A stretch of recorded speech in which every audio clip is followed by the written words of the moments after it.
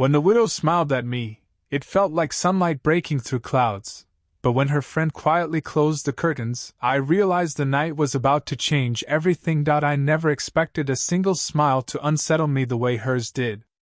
It wasn't the kind of smile that fills a room or demands attention. It was quieter than that, more deliberate. The widow had a way of holding herself that made even the smallest gesture feel weighted with meaning. She stood at the edge of the garden, her hands wrapped loosely around a teacup, and when her eyes met mine, she offered a smile that felt like a secret being shared. It caught me off guard. I'd seen her before, always from a distance.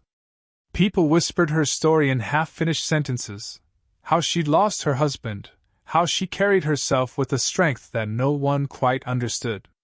And yet, seeing her in that moment, she didn't look untouchable.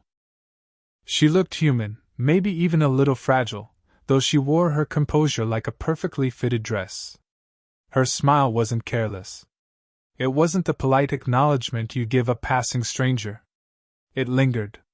It asked something unspoken of me, something I wasn't sure I was ready to answer. I felt my chest tighten, my thoughts scatter. At 22, I had thought I understood attraction well enough. Glances across a room, nervous laughter, the usual dance of two people figuring each other out. But her? She didn't follow that rhythm. She seemed to stand still, and in standing still, she pulled me toward her. I remember the way the light touched her face. The late afternoon sun filtered through the leaves, tracing faint patterns across her skin, and I caught myself staring longer than I should have. She noticed. Of course she noticed. But instead of looking away, she tilted her head slightly, as if she were measuring my reaction. It wasn't arrogance. It was curiosity, and maybe a touch of amusement. The air between us felt heavier, though nothing had been said. I shifted my weight, suddenly aware of my own youth, of the way my hands fidgeted against the railing. She, on the other hand, was stillness embodied. There was no rush in her movements, no nervousness in the way she held my gaze. That composure drew me in more than anything else. And yet beneath that strength, I thought I glimpsed something softer. Loneliness, maybe, or the ache of carrying too much for too long. It flickered in her eyes for only a second, but it was enough. Enough to make me want to step closer, to bridge the silence, to say something that might matter. But words failed me. Instead, I smiled back, hesitant, uncertain, but genuine. My smile didn't match hers. Hers carried years of experience, layers of joy and grief intertwined. Mine was clumsy, unpracticed, still learning what it meant to mean something. Still, the moment hung there, suspended like a note that refuses to fade. A first smile, small and unassuming, yet powerful enough to shift the ground beneath my feet. I didn't know it then, but that was the beginning, of her, of me, and of something I would never quite be able to explain to anyone else. When she asked me to come inside, it didn't sound like a casual gesture. Her voice carried that quiet certainty she seemed to have in everything she did, but there was something else beneath it too, something that made my chest tighten. I followed her through the doorway, and the shift was immediate. The outside air slipped away, replaced by the warmth of her home, a kind of closeness that wrapped around me the moment the door shut softly behind us. The house felt lived in, not staged for guests. A half-read book rested on the arm of a chair, a shawl draped across the back as if she had been curled there not long ago. The faint scent of tea lingered in the air, mixed with something floral, lavender, maybe. It wasn't overwhelming, but it gave the room a softness, as though even the air had been shaped by her presence. She moved ahead of me, setting her cup down on a low wooden table, and for a moment I didn't know what to do with myself. My hands felt awkward at my sides, my eyes darting to the photographs on the wall, to the stack of letters on the counter. Everything around me seemed to tell a story, of a life I hadn't lived, but one she carried with her. "Sit," she said gently, gesturing toward the couch. Her tone wasn't commanding, but I found myself obeying instantly, as though the space itself had rules I didn't want to break. The cushion sank softly beneath me, and I felt the oddest sense of belonging and intrusion at the same time. She sat near me, not too close, but not far either. Just enough that I could notice the faint brush of her sleeve when she leaned forward to pour another cup of tea. Her movements were unhurried, graceful, like someone who didn't need to chase time anymore. I couldn't stop watching the way her fingers curved around the porcelain, the way her eyes lingered on the rising steam before passing me the cup. "Thank you," I murmured, my voice quieter than I intended. She only smiled again, that same deliberate smile that seemed to reach beneath the surface. The silence between us wasn't empty, it was full, charged, as if each second stretched with things neither of us wanted to say out loud yet. I took a sip, the tea warming my chest, and when I looked up, her gaze was waiting for me. Steady. Unflinching. It wasn't the look of someone making small talk with a guest. It was personal. Too personal. I felt exposed, and yet safe. Like she was studying me, but not with judgment. Was something gentler, something that left me unsettled in the best way. That moment in her living room, with the quiet hum of the lamp and the weight of her attention, felt like stepping across a line I hadn't even known existed. I wasn't sure where it would lead, but I knew I couldn't pretend it was nothing. Not anymore. I thought it was just the two of us.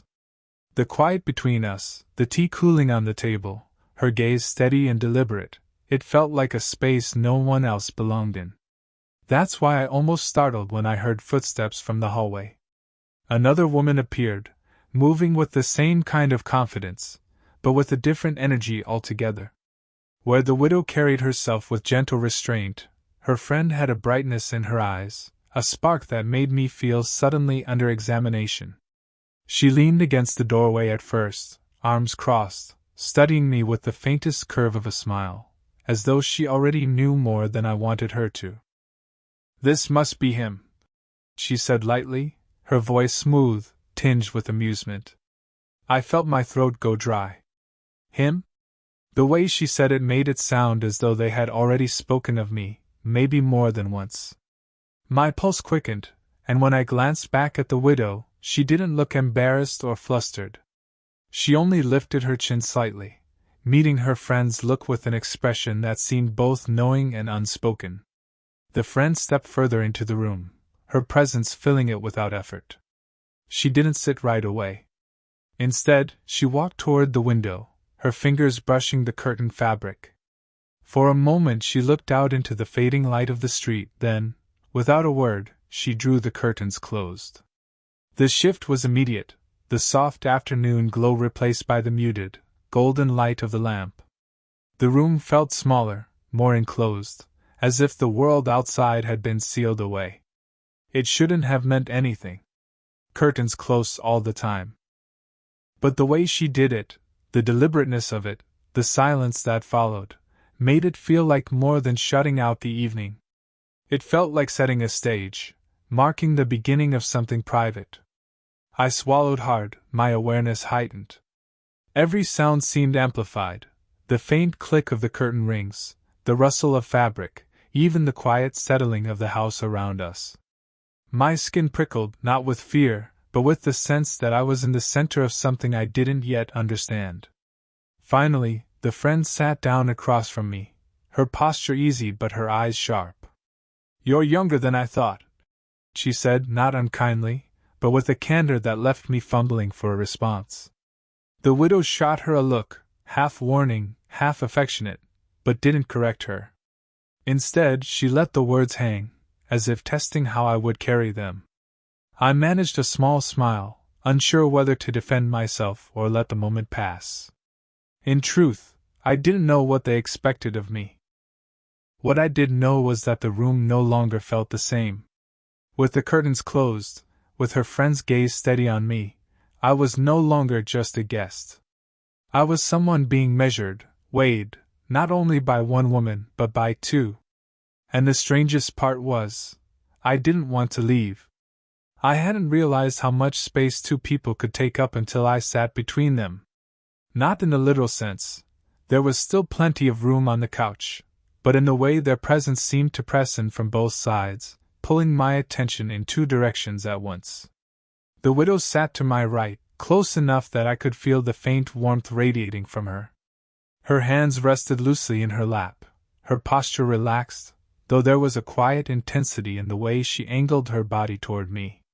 She didn't speak, not yet, but her silence wasn't empty. It felt like she was waiting, perhaps for me to say something, perhaps for me simply to notice her stillness. To my left, her friend leaned back in the chair, her leg crossed casually over the other, studying me with the same sharpness she had shown since stepping into the room. Where the widow's gaze felt like water, calm, enveloping, patient, the friend's gaze was fire, flickering, testing, daring me to hold it without looking away. The tension wasn't hostile. It wasn't even uncomfortable. But it was undeniable. My heartbeat was louder than it should have been, thudding steadily against my ribs, reminding me how alive I felt in their company. The widow shifted slightly, her arm brushing mine, just enough to send a tremor through me. It was such a small touch, almost accidental, yet it carried weight, like a promise wrapped in subtlety. I glanced at her, and she offered the faintest curve of a smile, her eyes soft, as though she knew exactly what effect that moment had on me. At the same time, I caught the friend's glance.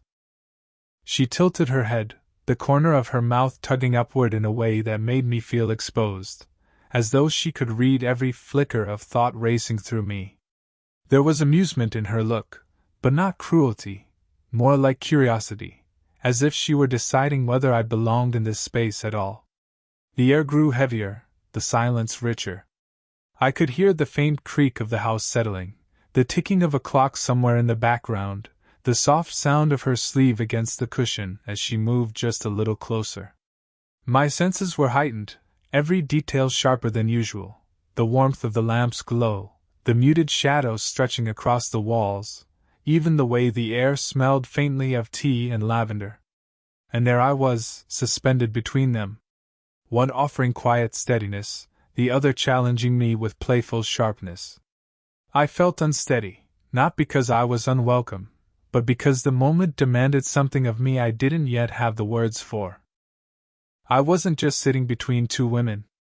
I was caught between presences, between gravity and flame, between comfort and daring.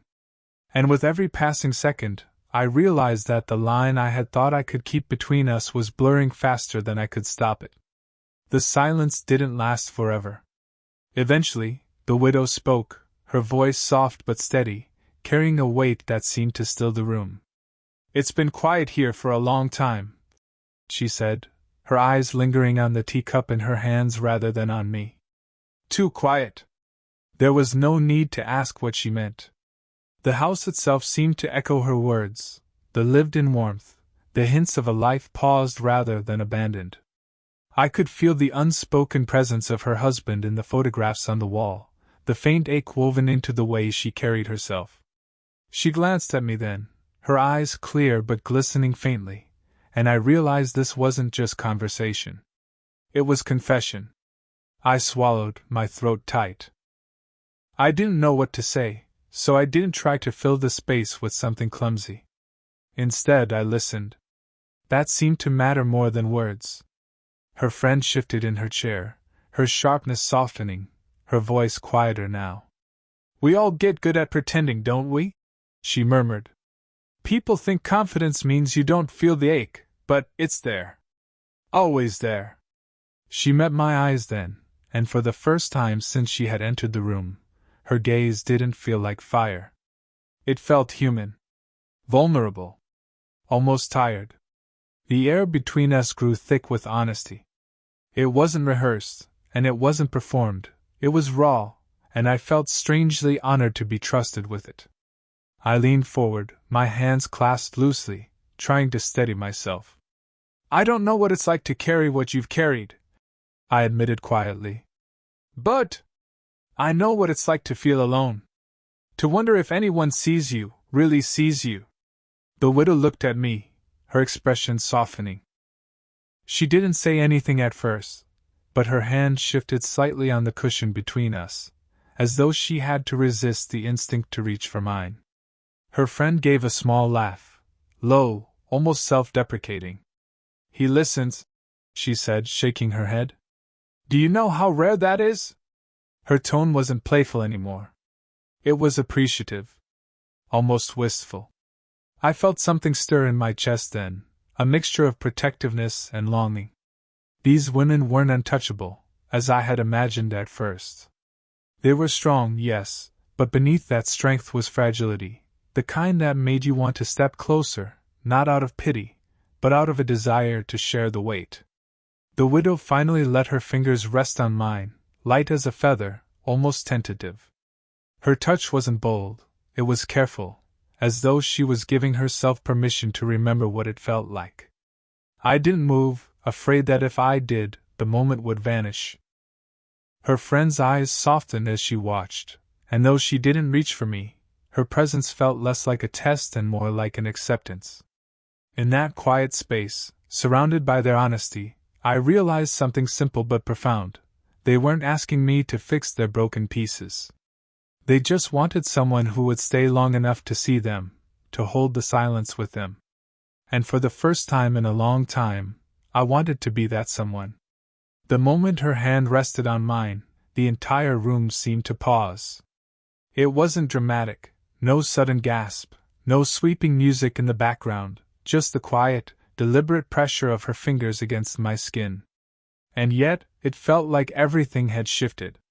Her hand was warm, her touch gentle, but there was a faint tremor in her fingertips that betrayed what words could not.